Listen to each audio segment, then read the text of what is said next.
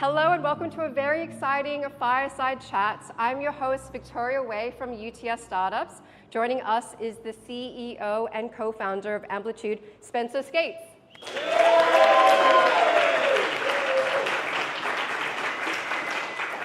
Very, very excited to be here and share my story, and it's an honor actually to be part of the opening of your guys' new space, so thank you for having me. Oh, thank you so much for coming and joining us today. Just for anybody who doesn't know, Amplitude is a leading digital analytics platform that empowers businesses to uncover clear insights about customer behavior and take faster action while using trusted data. Amplitude began its journey at Y Combinator and is now a $2 billion NASDAQ-listed company. More than 4,000 customers around the world use Amplitude, including Atlassian, Envato, SafetyCulture, Zip, Walmart, and more. So everybody, thank you so much, Spenser, for joining us. I really appreciate it. Just to kick things off, could you introduce yourself? Yes, of course. So so I'm Spenser. I started Amplitude with my two co-founders back in 2012, so I guess that's 13 years at this point. We launched the business in 2014, have grown it quite a bit since then. Today we're a public company, about 300 million a year in revenue. We're still very, very early days. We do digital analytics, as you mentioned, so we help you understand what your users are doing in your app or your website so that you can create a better experience, understand where they're getting stuck, what they like, what they don't, what your best users have in common. And so very, very excited to be here and to share the story. Yeah, thank you so much. I'm really excited to learn more about your story. So I heard that your journey actually began in high school as IT support, and then now you have founded Amplitude. I'm sure that journey has led you through your fair share of pivots, painful funding rounds, a lot of big decisions to make. Can you walk us through the path you took from Sonalight, which is the startup that you had at Y Combinator, to Amplitude and where it is today? Wow, that's funny that you include the high school bit. I didn't know that they were going to do that too. But I did. For those of you who don't know, I did the first thing I ended up doing was tech support, and so I kind of go around the neighborhood and help people fix their computers and stuff like that. And you can make good money as a high school student doing that way back in the day. Anyway, ended up going to college, and after graduating, there were a lot of founders in the years ahead of me that had gone on to create big and successful companies, and I was like, wow, if they're doing that, maybe I can do that too. So the founders of Dropbox were a few years before me, and then there's a few other companies as well. So I'll tell you a little bit about kind of the founding story. So I had studied startups for about a year, so just kind of really wanted to understand them deeply, what made them successful, and ultimately whether I was capable of building a company.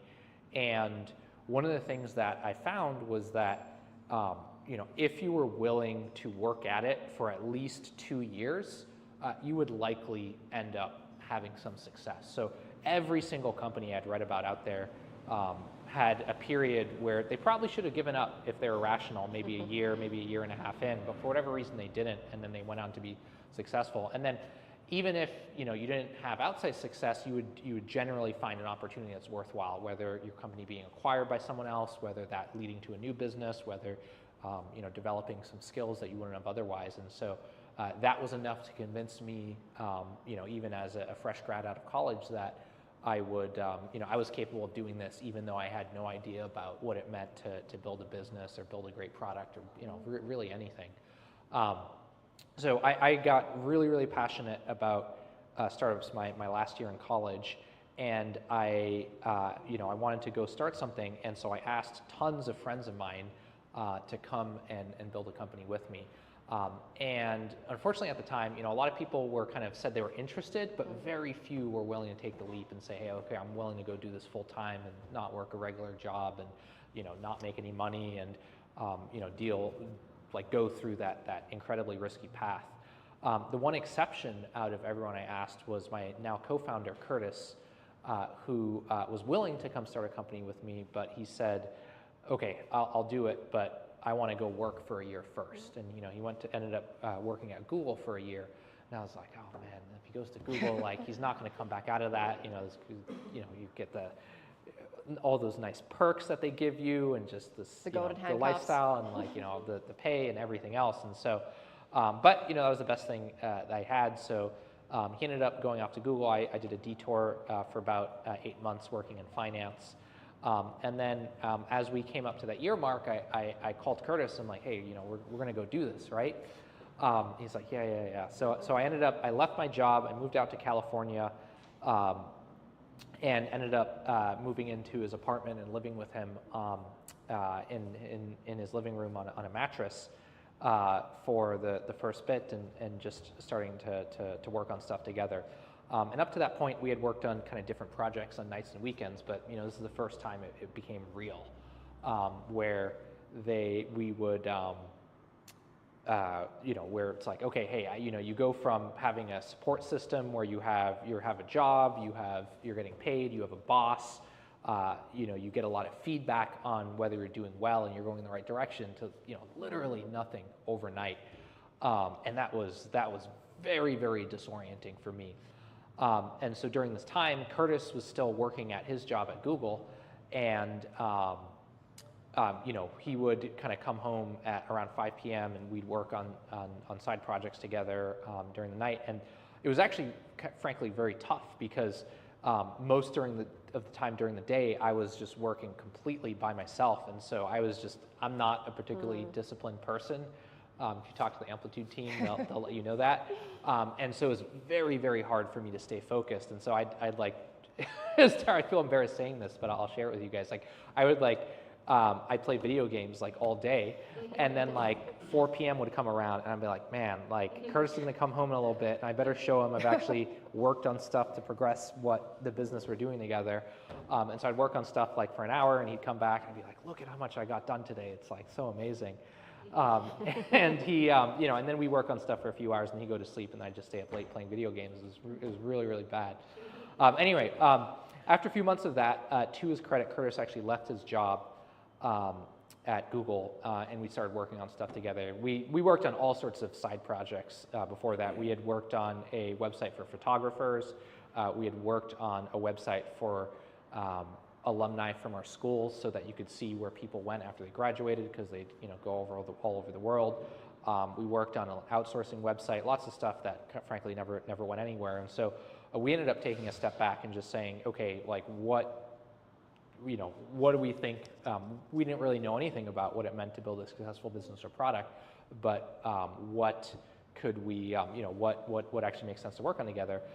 And so one of the things that actually interested me was voice recognition, because it was a technology, this was back in 2011, that was on the cusp of, it seemed like, it was not quite ready yet, but like maybe over the next few years it would get there and be usable by everyday people. And this was before Siri and before Amazon Alexa and before voice recognition was a standard feature on our phones. So we ended up deciding, okay, yeah, let's work on an app called Sonalite that allows you to send and receive text messages from your phone. So we spent a few months on that, launched it, we actually got, a few, like 10,000 downloads or something. So it's like, all right, somebody was using it that was not us. And got into Y Combinator off of the back of that. The program was phenomenal. You kind of got, you became peers immediately with 60 different companies, and you kind of realize, wow, like these people have their stuff together and we don't, and we better like work really hard and stay focused on how do we build a really great product and a business around it. So we did that very intensely for about 6 months, or for the 3-month program. Culminated in Demo Day, and we actually had this really cool demo at Demo Day, where I had my phone, and I would take my phone, I'd kind of put it in my jacket pocket, and then I'd have a conversation with my phone on stage. Wow. And it was, this was before any voice recognition was really standard, and it looked like magic. And so we actually got the most press coverage coming out of that Demo Day out of 60 companies, which was incredible. Like, we had like 12 different press articles about it, because it was just a really cool looking demo. Fast forward a little bit to right after Demo Day, and one of the things that started to become clear to us was that the quality of the voice recognition was not good enough to get users to keep using it. So the retention rates for the application were terrible. So at that point, we probably had like 300,000, 400,000 downloads and tens of thousands of users using it on a daily basis, but the users would kind of keep churning out. You'd kind of get a new crop of users, but then they'd leave a few weeks later because the product was not good enough. And so we actually made the really hard decision at that point, even though we were kind of coming off this hype and of demo day and like a lot of coverage and a lot of excitement, that we knew that like, okay, hey, we could probably keep doing this, but it's going to be a real grind, and we're probably not going to see outsized success. So anyway, so that's like the pre-Amplitude Sonalight story and what had happened up to that point. Yeah, that's like really fascinating. Having to figure out when to call it quits on something that you've been working on and decide to pursue something else. I think your story is very aspirational for a lot of people, a lot of fresh grads, a lot of fledgling founders. Are there any key lessons? By the way, I'd love to understand the audience really quickly. Like, who here is a current student right now? You have any current students? Okay. Who here is already working full-time on a company? Okay. Sorry. Okay. Who's working as in a company currently? Okay, got it. And then who here is starting a company of their own currently? Okay, so a few folks. We got folks from all different sort of backgrounds. Good range of diverse founders and some maybe aspirational entrepreneurs. For those people who are thinking of starting a startup or has already started a startup, are there any key lessons that you've learned from your time that could help them maybe shorten the length between starting something and mistake or? There wasn't. If I were to retrospect, so I think, let me say some of the things that I think we did well during the pre-Amplitude days and some of the things we did poorly. I think the most important thing we did was being willing to continue going without success.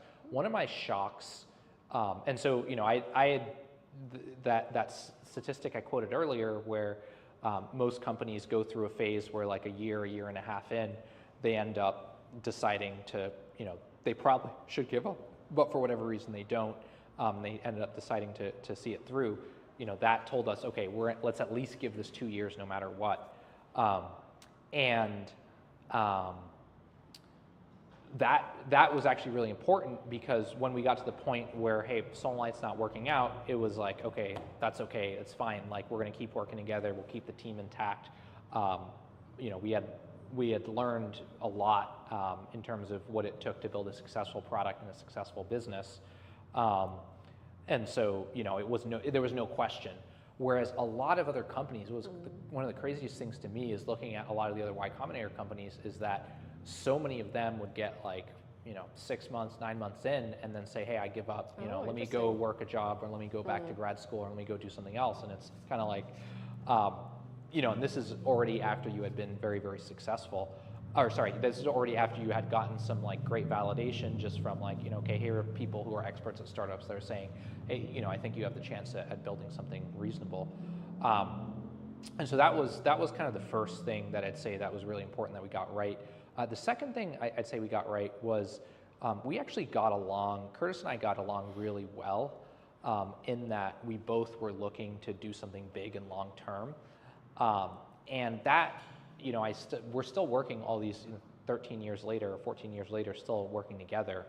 And that is actually, I don't know, I'd like to say I architected that, but frankly, I just we got lucky. I remember the first really big disagreement that we had was we were arguing, it was about the user interface of all things. Normally you like disagree about like big deal stuff like, the strategy of the company or like the culture we're gonna have, but like it was literally about the user interface in the app that we had this like giant, like we almost were yelling at each other about it. And this is gonna sound so stupid when I say it, but it goes to show how passionate we were about it. We had a button that you could hit that would allow the app to like listen to your voice.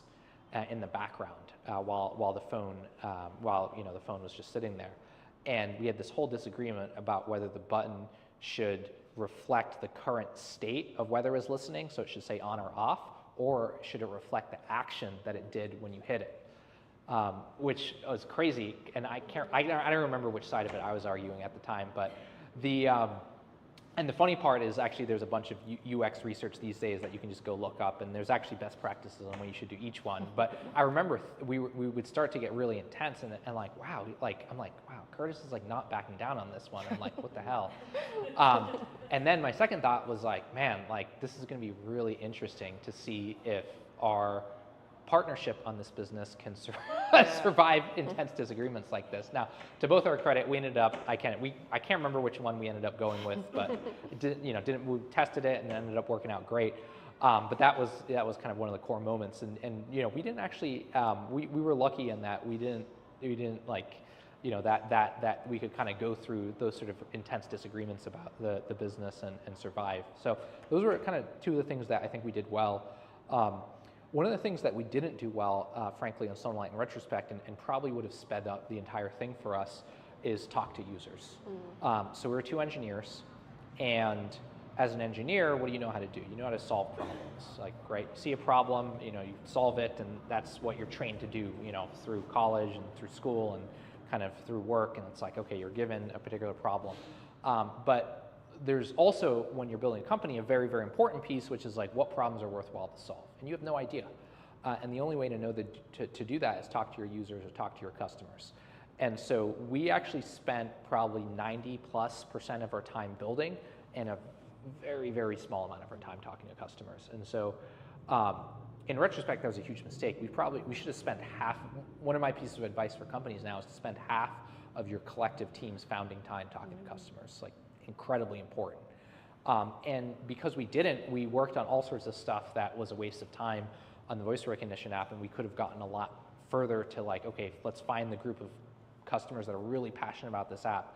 Let's let's understand how they use it. Let's go deep on solving those problems so that they stick around, and then maybe we'd have either been more successful or realized more quickly that we weren't going to build something successful. There's this very famous story of Airbnb during the Y Combinator batch where they would literally travel to New York every week to visit customers in person, because that was how important it was, and that's where their customers were, and they learned all sorts of stuff and ended up being the most successful marketplace in, frankly, a very, very crowded marketplace for listings and hosting people. So anyway, so that was probably the biggest mistake that we had made at Sonalight. Wow, okay. I guess that kind of leads to my next question. When you are in the early stages of building your startup, it's kind of easy to get caught up on different directions and different products that you could create. What's your advice for founders on how they can continue to drive product innovation as they still scale and balance that, so creating products that are user friendly but still be able to grow your company? Yeah. So what we did. Let me say what I did after that, and I'll answer the question. What we did really. So we shut down Sonalight, and then what we did after that was we had spent all this time building our own internal analytics systems, because it was obvious to us that's how you should look at. That's how you should understand customers, and we wanted to know, okay, how much did the voice recognition accuracy matter, or what was it that would help customers retain and keep them around? And so ended up building all this internal data analytics. And what was interesting was when we showed that to other startups in our batch, they're like, wow, this is amazing. I'd want to get these same sort of insights. And so that's what ended up leading us to Amplitude. And then in starting Amplitude, what we, I was like, all right, I don't want to repeat those same mistakes on the Sonalight side, and so before we build anything, let me go talk to customers. And so we spent a few weeks, and I'd say, okay, look, we got to talk to 30 companies that could be potential customers of Amplitude before we actually build anything. And so we ended up just talking to a lot of other startups, and met other companies that they knew to try to figure out if we could, if there was a real market for what we were doing, and that was super freaking important, because if we hadn't done that, we would have spent a lot of time building the totally wrong thing. We added a third co-founder, Jeffrey, and during the process as well. And then we were kind of off to the races. I switched, one of the things that I then did was I switched full-time from the engineering and building side to the customer side. Oh, interesting. And so it's funny, it was more like, Curtis is like twice as good of an engineer than I am. And then Jeffrey is like twice as good as Curtis, so just my comparative value for the company was much lower in building the product, and so it partly was that, but it was also partly, we recognized that from Sonalight. A funny story on the code side, I remember there was 1 month where I was like very determined to prove that I was like kind of close to Curtis as an equal and an engineer, and so I just focused really hard on like, all right, look, I'm gonna like ship lots of code and build lots of stuff and like work really hard and focus in. And we get to the end of that month, and we run this. There's this like script that you can run to understand like the different stats of your GitHub repo, and so so it looked at like lines of code shipped and percentage of code base touched and number of commits and all this stuff. And on like every single metric, I had just like half of Curtis's score. It was like, he had shipped 2,000 line of codes. I only shipped 1,000, and he had like 100 commits. I only had 50, and I'm just like, what? I give up at this point. It's okay. I'm not as good as he is as a programmer, and that's okay. So I ended up switching that time full time to the customer side and just spending time doing support for customers, selling to customers, meeting prospective customers, and that was huge.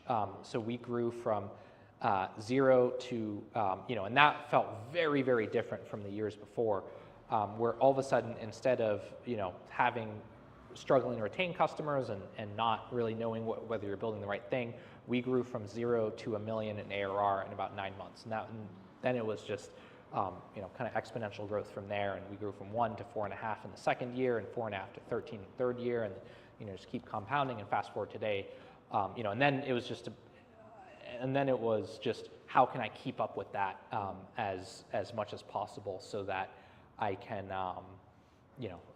start to hire a sales team and start to hire management and executives, and you get into the real company scaling. But it was looking back, it was a real almost a little over 2 years that we were just not Sonalight, and then failed, and then Amplitude kind of before getting real traction on the company. Sorry, I don't know did I answer your question at all? I can't even figure it out. We don't even have to go by this. I want to be useful and interesting to you guys. So what I'm hearing is that you're kind of balancing building with intention and speaking to your users versus scaling, which I'm sure is a very difficult thing to do. You kind of talked about taking a lot of the user insights. How can founders think about data and the type of data they should get to validate what they're doing and to help making them decisions, but also thinking about how the data leads the product development, go to market, all of those things. But my biggest thing actually is just so data I consider kind of the second stage of maturity in this. The first stage is just talking to your customers. Like, you have to do that, and you as a founder, spending half of your collective team's time doing that is incredibly important. Like, especially if you're engineers, and especially if it feels uncomfortable. You don't have to be selling them or pitching them or anything, but just talking to them is incredibly valuable, and that will give you so much insight into what their problems are, what they care about, what to solve, are you building worthwhile? It's kind of like you're navigating this like very complex space, and you could do a lot. You can go to 100 different directions, and how do you know which to go in? Well, it's like the only way is if you're continually talking to customers to try to understand. I would say once you're doing that, and if you have a really, really good motion around that, that's when you add data on top of that. And what were you looking for when you were talking to people to be able to actually validate, is this a direction that we should go into? So there's a few different ways. One of the questions I actually like to ask, particularly when you're doing when you're really early on in doing market development, is how painful is this on a scale of 1 to 10? And so if it's 5 or less, then it's like, okay, clearly this is, they might talk to you because they're polite, but it's not a big problem. Whereas if something is an 8, 9, or 10, it's like, that's a really good signal. Okay, then let's spend time there. That means something is painful enough that they're willing to go through. they're willing to go through a bunch of work and to learn your crappy little product that has no users and no brand and no it's very early and has a lot of issues with it, and they're willing to overcome that barrier in order to solve their pain, because it's an 8, 9, or 10 in terms of pain. And so that's a really good one. Another one, if you're in B2B, is really digging for business pain. And business pain kind of comes in 3 flavors. There's it's like either you're increasing revenue, reducing costs, or reducing risk. And so you should be able to map whatever it is you're doing back to one of those 3 things. And if you're not, if you can't do that, then you need to keep asking, okay, well, why is this important? Why do you need to do this? I actually just had this conversation with a prospective customer yesterday. We were talking to the Australian Football League in Melbourne, and they were asking us for help on this, because they're like, okay, if I get more users, but so what? And it's like, okay, well, look, let's work together to make the business case to say, okay, here's why more people downloading your app leads to more revenue overall for your business, and a larger, stronger business. And so it kind of that applies no matter what level and what scale you're at.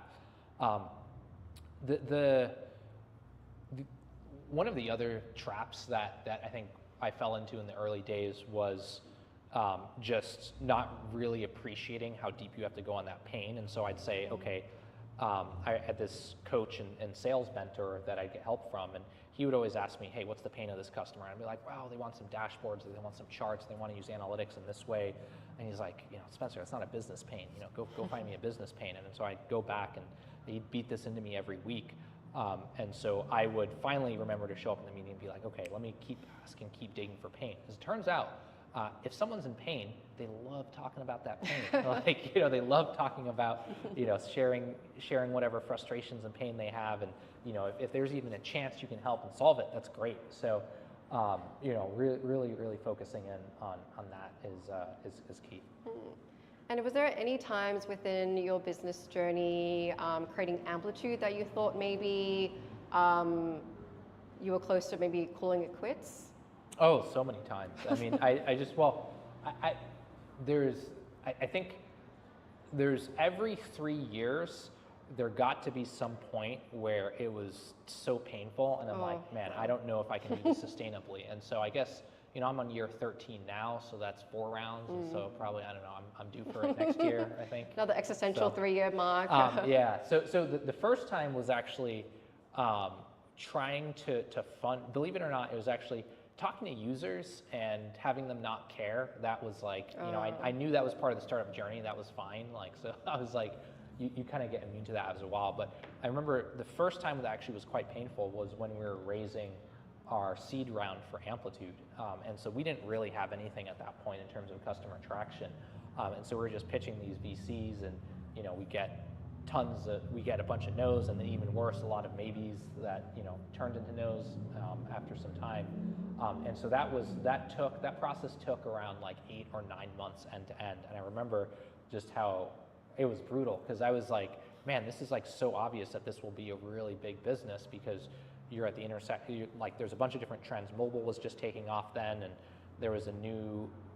I knew that there was a new data analytics infrastructure, because Google Analytics and Adobe were too outdated, and I was telling the story, and so, but it was just not, I don't know, I was not very good at pitching the story, I think it's just like it took a while. So it ended up being about 9 months end to end to raise, that we were trying to raise $1 million. Mm-hmm. And that was like the first time where I was like, man, this is like really, really tough, and I don't want to do it.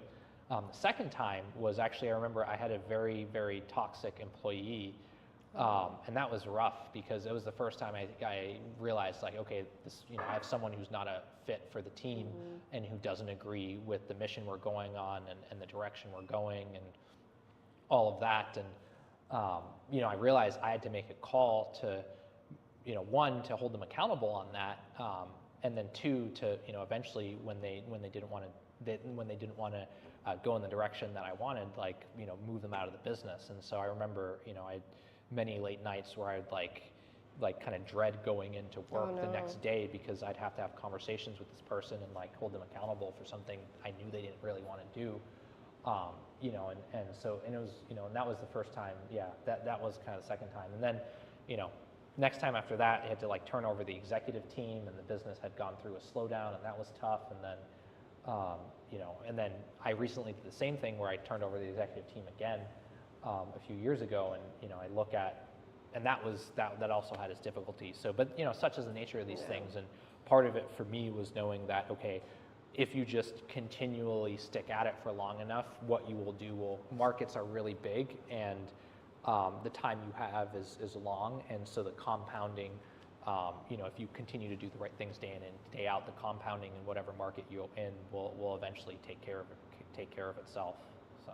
Yeah, and if you just kind of keep on persevering, as you said, you've had so much experience where you've been through a tough period and then been able to get through it, probably that shows you validation that those will end eventually. Well, one of the psychology things that's really interesting is that as humans, we're wired for loss aversion. So like if you were to lose, let's say you were to lose $100, that is twice as psychologically devastating as gaining $100. And so what that means is, let's say you were just to like fluctuate around a point, like, oh, today you did well, tomorrow you did poorly, today, you know, next day you did well, you know, next day after that you did bad. The losses are twice as psychologically impactful as the good parts. And so what that means is, like, if you kind of zoom in on any particular day, like, you're gonna have something go bad. You lose a key customer, you know, your product breaks, you're not able to close a key deal, you know, someone important to the team leaves, and it feels bad. Like, it feels frankly really, really bad. Like, I actually had an employee earlier today that I saw this morning where it's like, you know, they had sent me a note being like, hey, I'm leaving Amplitude, you know, after doing work here for 3 years. And I was like, oh my God, like this is brutal. But and so, but you recognize that, like, in part of it, like, part of the skill in the persevering is just kind of taking that pain, you know, as it comes, and then eventually the goods outweigh the bad, even though psychologically they feel a lot worse for you in the day-to-day. And so, you know, and so, you know, I'm not telling you guys anything new. You guys probably heard this, you know, from anyone who's done anything worthwhile, that you know, the grit and perseverance is like 50% of the predictor of success. But I think just recognizing that as humans, that the loss and the bad is like really programmed to hurt us a lot more than the upside is important, because that helps you manage your own psychology. Yeah, absolutely. Like, day to day, you might feel like you're in the trenches, but when you zoom out a bit, you see how much you've climbed. And I think that's really important for any founder, anybody trying to start something new, to recognize. Because yeah, we do have a negativity bias, so all of those do feel much worse. A little bit of a change in direction. One of the biggest conversations where most companies and that are having right now is about AI. Yep. I did want to get your thoughts on how do you see the role of AI for startups, and what are some ways that startups could be leveraging AI? Okay, so this is where, for anyone who's a founder or with a small company, you have an incredible opportunity now to kick larger companies' ass, including Amplitude. Like, we're 700 people now, and we are so incredibly slow moving, it drives me up the wall. We try to be fast, we try to be agile, but it's so hard to do it. I think because you have the ability to automate a whole bunch of pieces of knowledge work, you can actually build an organization and a process very, very differently than if you're large. Okay, because Amplitude is a large company, I have there's certain constraints. It's like, hey, I got to deliver the quarterly number to, you know, that we've planned around. You know, hey, we have these initiatives that are longer running. Hey, we have people in these specific roles that we've hired, and, you know, you can't just all of a sudden totally change them on them the next day. And so we have very real constraints. And so, like, the way we're doing it is like, okay, we're having, you know, individuals and teams who see the potential from an AI standpoint to totally change how they're operating. Now, if you're a small company or a founder, you don't have any of those constraints at all. It's actually freaking phenomenal. And so you are able to build and scale the different ways of operating your business in a fundamentally different pattern. And so that's, that's actually, from my standpoint, as if you're an early stage founder, a huge opportunity. Like I'm trying to give you a very, very simple example. So the lead generation process in Amplitude is really screwed up, and we have a lot of work to do to get it to be great. Where it's like right now, the way it works, it's like if you come to our website, you fill out a form and you kind of get a notification back saying, okay, cool, like thanks for filling out the form, we'll contact you. And that's crazy because like you should be able to, if you want to talk to someone at Amplitude to get a demo, you should be able to book an appointment right on the website and like go do it like right now. But you can't do it because it's like, hey, we've created this particular pipeline so that all of our sellers can like take advantage of that, and it's like a whole bunch of work to change it. Whereas if you're a new company starting out, you don't have any of those constraints at all. You can say, hey, what is the best experience for my customers to have? And if they want to talk to someone, they can book an appointment right away and just go and have a conversation with us directly. And so that's kind of just a really small example of incredible opportunities you have. Now, you may not have as many resources as a larger company as well, but that kind of doesn't matter. I think it's the technology has the opportunity to be very, very disruptive. The second thing I'd say about it is don't be intimidated by it. It's actually the technical barrier to entry on AI has been going down very rapidly. So it used to be like if you look back 20 years, you had to have like a specialized AI team that understood the different algorithms for creating, and were capable of creating their own custom models and everything else. And then like a few years ago, it used to be, okay, hey, you're going to use these foundational models from companies like OpenAI and Anthropic, and then you tweak them a little bit with fine tuning and other methods. Now it's like fine tuning actually doesn't even matter that much, and it's like prompting. So just literally feeding these things the right text, that's how you get the great results. And anyone in this room is capable of doing that. And so I think now that the technical barrier to entry has basically gone to almost nothing, it's actually much, much easier to create products and create great experiences for customers in leveraging AI. The other thing is that, like, if you look at any, larger company, it's just taking them so much longer. Like a lot of them will have a chat bot, but it's like, if you use the average B2B, like I look at MySpace and data analytics, like frankly, no one's done anything innovative. Like the best thing people have done is like, oh, okay, we can generate SQL queries for you. But to be able to actually use natural language and use that to interface, and if you look at kind of the average B2B company, what they'll do is they'll have a chat bot, and it'll be like, it'll like be connected to their help center, and it'll feed you back stuff from their help center, but it won't actually do anything in the product for you. And so, if you're innovating, say in that space, like you're going to be able to go much, much faster than any of the existing incumbents. So anyway, I think it's absolutely a tremendous opportunity for if you're founding a company or your early stage company to both build a better customer experience, as well as to build a much more efficient and effective organizations. And frankly, I think a lot of the way, you have the opportunity to invent how every future organization can operate. So I think it's absolutely incredible opportunity. It's a really fascinating time right now. So. Is there any way that Amplitude is using AI that's kind of that you'd like to share, or any interesting ways that you guys have been integrating it? So there's a few different places. So one is we have an Ask Amplitude chat bot that turns your chats into charts and funnels and retention charts and a whole bunch else. And so we've had that for about 2 years now. We're just coming out this year with an AI agent that will automatically uncover trends in the data for you. Oh. One of the really challenging parts about product data is it's very large and complex. And so the average product has thousands of touch points, and you have millions of users doing all sorts of things. And so no human can look at all of those data points and see what's going on. And so we're excited to automate the process of, okay, well, here are interesting trends in your data, and here are interesting insights out of it for you automatically.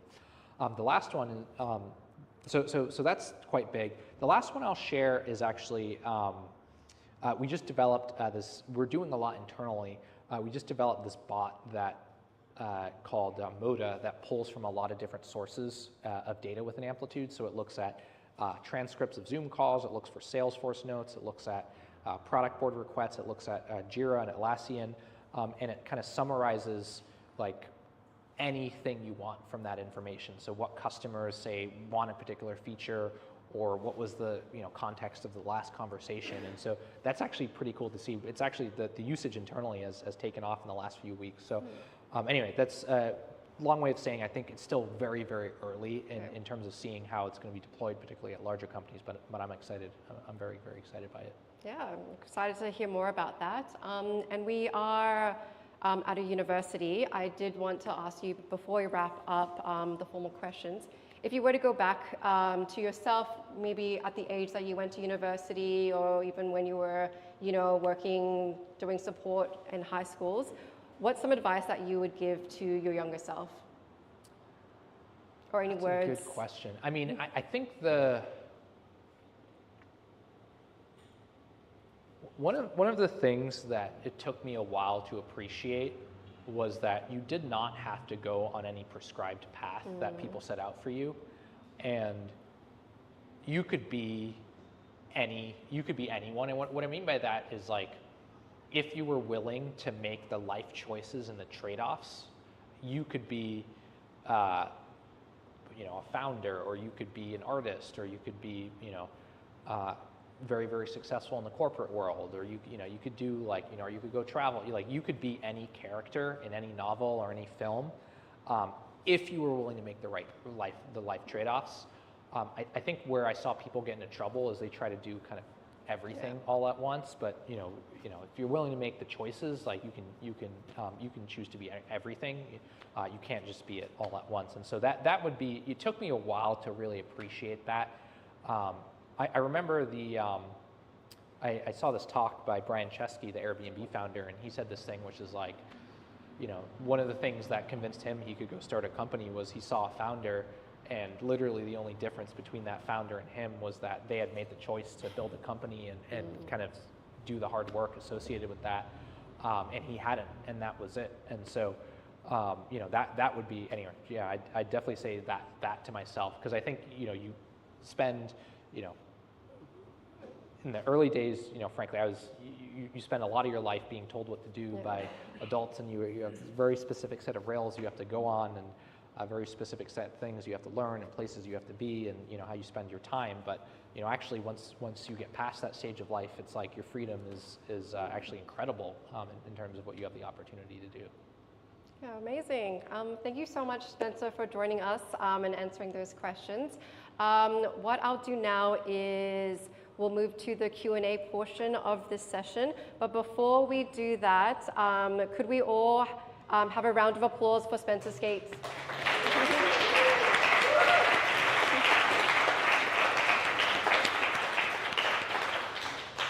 Thank you so much. So I just have Alex walking around with a mic. Perfect. If you have any questions for Spenser, please feel free to raise your hands and Alex will come over. Thanks very much. Spenser. Your point around bigger companies versus startups being able to deploy AI stuff, I guess kind of resonated with me. For context, I'm from SIF, one of the ones on the panel there, happy Amplitude customer. I wanted to understand if you have seen at Amplitude any ways that your team are kind of getting around some of those things where it can be slow moving to get going on AI, where there's maybe not as much of a risk tolerance towards trying things with AI. You mean internally with an Amplitude? Yeah, what you're hearing at Amplitude or elsewhere. I think you have. I just want to make sure I understand your question. You're saying, how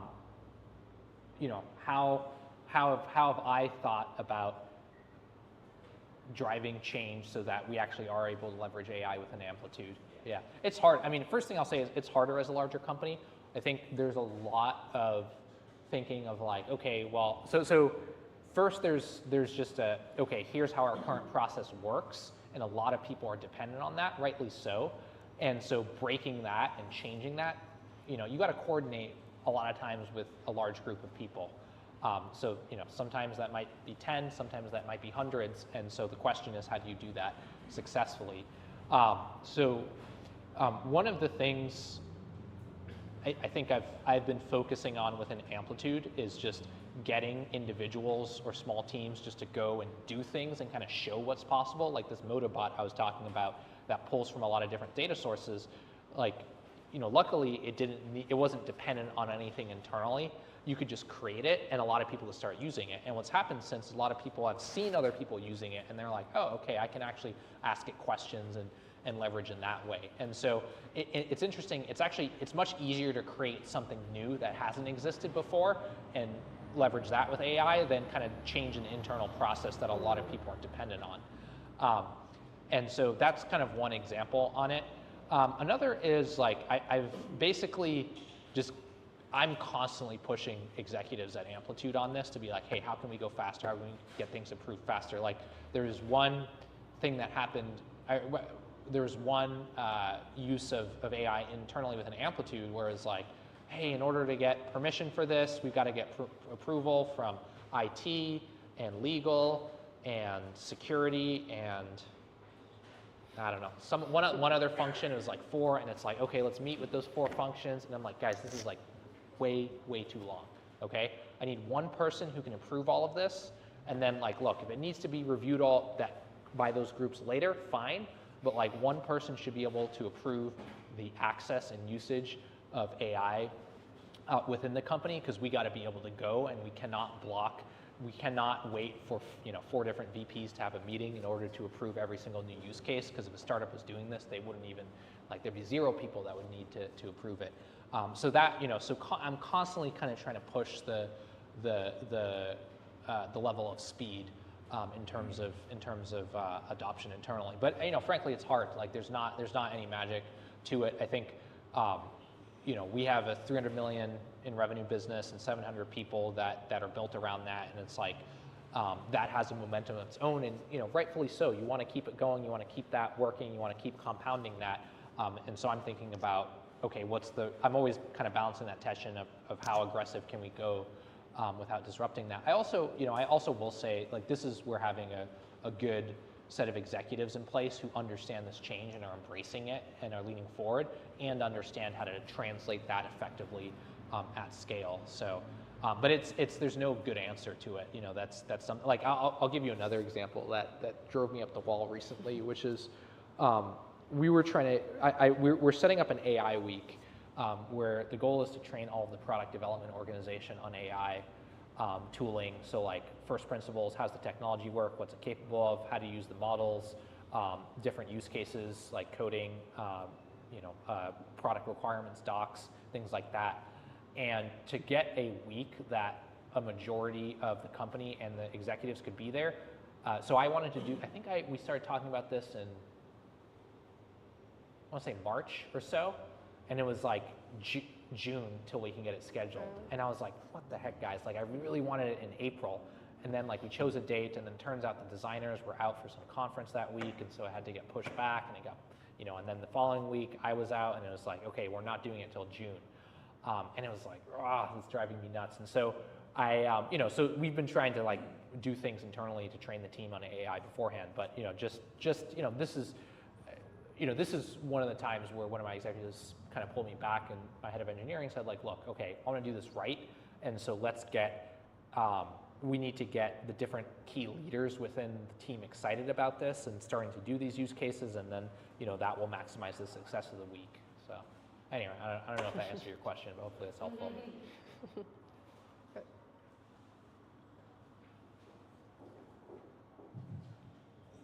Thank you, Spencer. My name is Lorenzo, and today in the B2B space, in the SaaS, usually I can see that the lines between platforms are getting blurrier. So, like, you have Amplitude for analytics, but you have the marketing automation tools now doing some analytics, and you have AppsFire, the marketing measurement platform doing analytics. Yes. And it's becoming tougher and tougher. So how do you believe that Amplitude is able to keep up differentiating itself and being the top at the market, because it's hard? Yeah, there's no, it's a very crowded space, and it was very crowded when we started, and it's even more crowded today. So there's no magic to that other than, the thing I've thought a lot about is that it's less about building kind of some killer feature or some silver bullet that solves everything, and it's more about building an engine that outbuilds the rest of the market. And so what I've thought a lot about is, that loop I talked, that thing, you're constantly talking to customers, and you're constantly getting feedback from them on what they want, and what they value, and what they're looking to you to build. And so one of the things I'm paranoid about, particularly as we scale to a larger organization, is how do you do that effectively, so have as tight of a loop throughout the organization. And so one of the things, as an example, is like, we have product managers and engineers. It's a big deal to constantly talk to customers.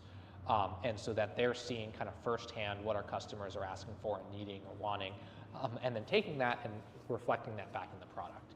And so, and I'm doing the same thing, when I'm out here in Sydney, I talked to, a whole bunch of, I talked to SafetyCulture this morning, and they had a whole bunch of asks on, how do we make the instrumentation and taxonomy better and cleaner.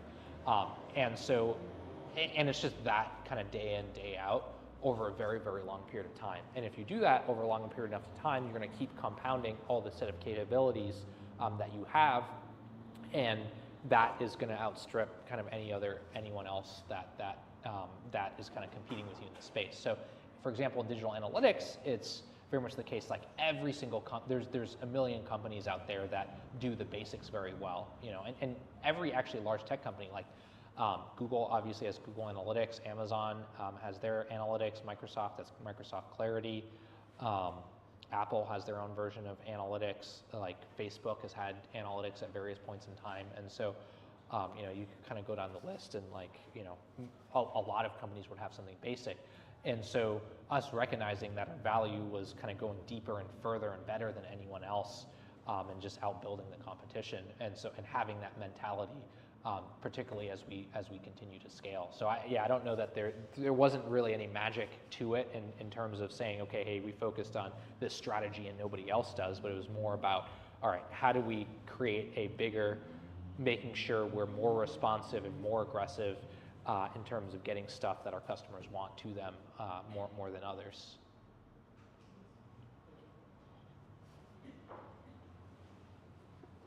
Hi, Spenser. So you emphasize the importance of talking to customers. Yes. To understand what they want. But there is the famous quote by Henry Ford, which says, if you ask people why, they would have said a faster horse.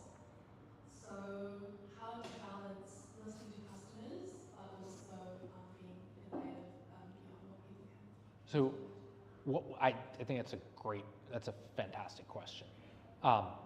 The key is not to just blindly take what your customers want and go build that, but instead to use those data points to understand that pain that I talked about earlier. And then from there, you will build lots of stuff. You're going to build stuff that directly solves it and is directly what they asked for. You might build stuff that solves it in a different way that nobody expected. You can be, there's a lot of ways to be very innovative on that.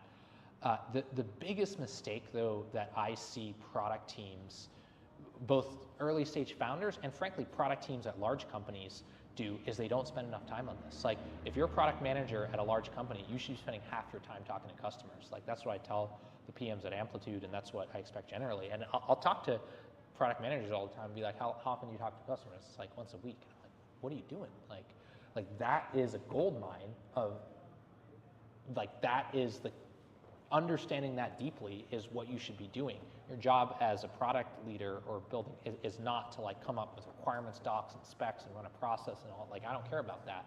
Like that's just, those are just things. What you should be having is a very, very deep understanding of your customer and the pain. And if you do that, that you will build something much, much more successful than those who don't.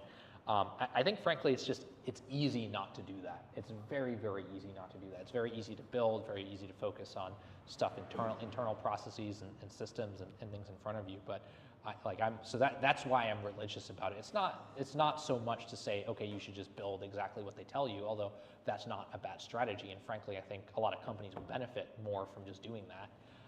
But that information is so valuable to understand, out of the thousands of things you could do, which one is the most important. So it's just that like, you're not going to go, like, honestly, a lot more product leaders would be better served if they literally just kind of spent way more time doing that and built exactly what their customers asked them for. So.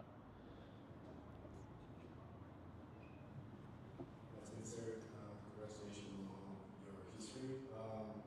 I have a still at the startup or SaaS B2B for management third-party contracts. So I work with different sectors of big companies such as data, universe, and stuff like that.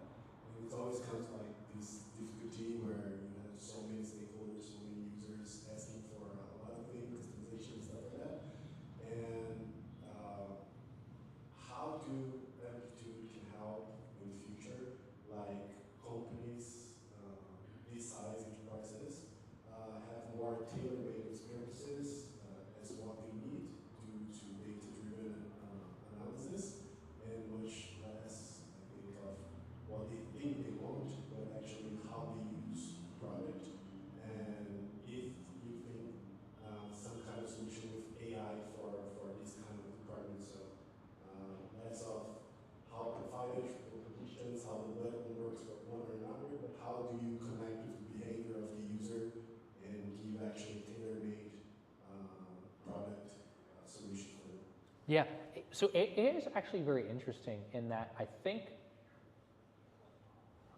so the technology is getting better very, very quickly, and having a deep, it's not obvious what it's capable of and what it's not. There are some tasks where it's really bad at. I think, for example, one thing I've actually found it to be not particularly good is inspecting quality. It's not kind of a good judge of quality in general, and so that's something that I find humans to be much, at least for now, to be much stronger at. And so this is actually one of those places where I think the key part is, so one, spending a lot of time talking to customers, but then two, understanding the technology, because it's not just a question. I think in most B2B SaaS, what you're doing is like, it's actually a very straightforward formula. You talk to the customers, you ask them what they want, you build that for them. You get to sell them more customers, you ask them what they want, and you kind of repeat the loop again and again and again. Whereas I think AI is actually quite different, because I think most or almost all customers do not understand the limits of the capability. And so this is where becoming an expert in the technology and what it's newly capable of, that is actually really important. And a lot of times you'll come out with stuff that customers didn't even know they wanted or expected.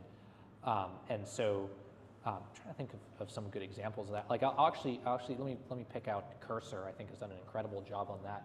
I think one of the things they actually did very, very well is, by the way, are folks here familiar with Cursor? Who's a Cursor user? Okay, good amount of the crowd, right? One of the things they actually did very, very well in it is, like, one, so they bootstrapped off of VS Code, an existing IDE, and then two, they came up with a bunch of places where the functionality was very tailored to what AI was good at. So, for example, autocomplete. Now, I'm almost certain, it's not like they interviewed lots of coders and asked them, hey, do you want autocomplete that looks like this? No, they just built it because they understood the technology and will be useful. And that's a very different approach than, say, like a lot of the ones that try to do, generate a whole program in one thing and iterate over the code base. And so that was, I think, a good example of deeply understanding, okay, what makes things more useful as a coder with, okay, what's the technology and AI capable of? And so actually doing really, really good autocomplete that, gets the right context from other documents in the rest of the file, and then makes reasonable sized suggestions and makes it easy to change and edit those, and cascade those and look at those. That's where I think they did a really good job of both understanding what developers want to do with what is the technology capable of. Whereas I think if you see a lot of B2B companies that are trying to do these coding agents, they actually kind of hit the problem at the wrong level of abstraction. So they'll try to create an entire thing, entire code base from scratch, and often that actually won't be the right level of granularity. So I think AI is actually one of the places where being very familiar with the technology, allows you to do something that customers never even think of. We might have space for one more question. Up to you. All right, go ahead. We'll keep going. So as a founder, my fear is not failure, it's success. So I'd be interested to know your insights on evolving from startup to scale up, or scale up to enterprise. Yeah, very happy to talk about that. That's a whole conversation in itself. The hardest transition actually was from founder to large company executive. Most founders do not make that transition successfully.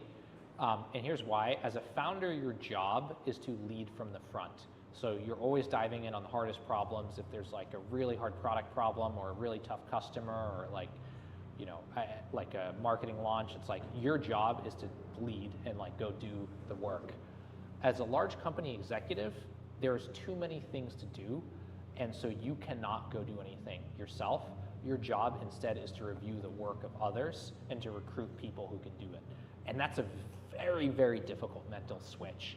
And most even very successful founders I've seen, like I remember I tracked a bunch of SaaS companies that were a little bit ahead of me, and even the successful companies that grew to 100 million plus in revenue, those founders did not successfully make the shift, and they ended up stepping down and leaving it to others. And so that was actually you had to unlearn a lot of what made you good as a founder and learn what makes for a good large company executive. Now, I think in retrospect, I think it's actually easier to be a large company executive. Like you have a bunch of resources and you have leverage, and you're able to affect change on, and stuff takes longer, but you're able to affect change on kind of longer timelines versus having to drive everything yourself. But it's a very hard mental switch. That took me about like 3 years to really appreciate and understand.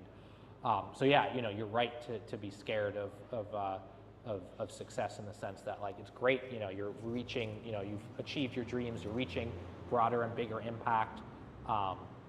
You're generating revenue, you built a successful business around what you're doing, but you have to rethink who you are and kind of reinvent who you are and actually change a lot of what made you great as a founder. And it absolutely is a kind of key inflection point for a lot of people. Can we do one more? Or no, Yeah. We got to cut it off now. All right, we'll go to one the more back question here. All right, and one then. more. So. I like that question. Mine's relatively similar to that, but I was thinking about more around what have you had to consider when it's come to building a winning team? I just really want to understand that from your perspective. What are the key considerations? Oh, that's so hard. That's so hard to say. I was very, very lucky, frankly, with my co-founders. I'll start off with that, in that I had a group of folks that was kind of similar mentality of what does a successful business look like and what's the process and the inputs to get you there. And so I just, one of the things I'd say on the co-founder front is I think a lot of people kind of partner and get married too quickly on that, in the sense of like getting that right. I had to wait a year for Curtis, for example, but that was very worth it. I look 13 years later. And so getting that right is paramount, because most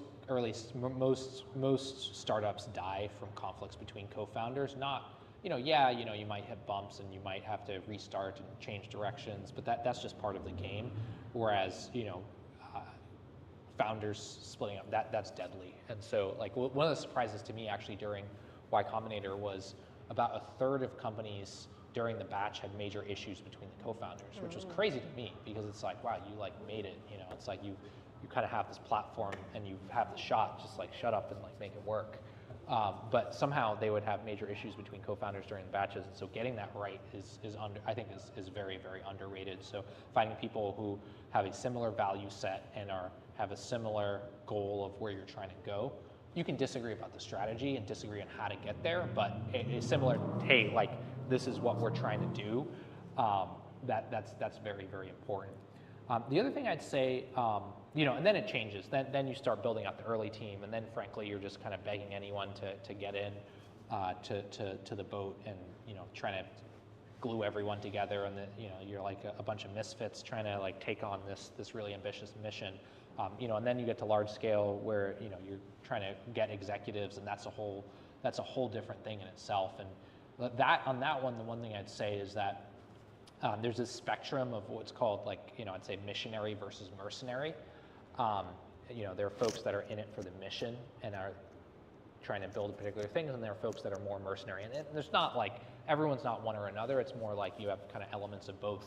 You know, everyone needs to, you know, earn to make a living, and everyone needs to, but also everyone cares about the particular mission you're on. And so making sure you, like, one of the big things that, you know, I would have advised myself in retrospect is focus a lot in that in the hiring process and executives. A lot of the skill sets, a lot of the abilities can, you know, you can learn and you can change, but the why you're in it, that kind of runs deep, and that sets the tone for the rest of the organization. So thinking about getting, you know, okay, hey, is this someone I would work for? Is this someone you know, that can also recruit great talent that's also in it for the right reasons is incredibly important. So cool. Amazing. Thank you so much. If you do have, give it up for Spenser.